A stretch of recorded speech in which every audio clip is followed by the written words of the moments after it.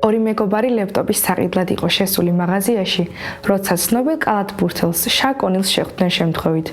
მეგობრებმა იცოდნენ, რომ ონილს ცოტა ხნით ადრე და ყოფილი თანაგუნდელი გარდაეცვალა. ამიტომ მიუახლოვდნენ და მთელი გულით გამოხატეს თანაგრძნობა და მწუხარება მომხდარის გამო. შემდეგ კი ისევ განაგრძეს ლეპტოპის შერჩევა. შაკი მივიდა მათთან და საუკეთესო ლეპტოპის არჩევას თხოვა, რომელიც თავადვე უყიდა მათ. უბრალოდ იმიტომ, რომ ამ უცნობმა ადამიანებმა იგრძნეს მისი გულის ტკივილი. ონილზე ძალიან იმოქმედა მათ მიერ გამოჩენილმა სიკეთემ.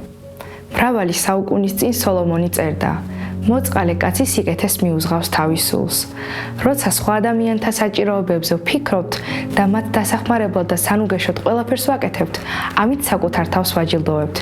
ეს შეიძლება ლეპტოპი ან სხვა მატერიალური ნივთი არ იყოს, მაგრამ ღმერთს შეუძლია განუზომლად და უხვად გვაკურთხოს.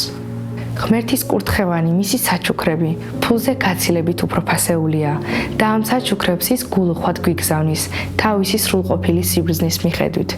სიკეთე და გულუხვობა ღმერთის ხასიათის შემადგენელი ნაწილია და მოსწონს, როცა ჩვენს გულსა და ცხოვრებაშიც გამოიხატება ეს თვისებები.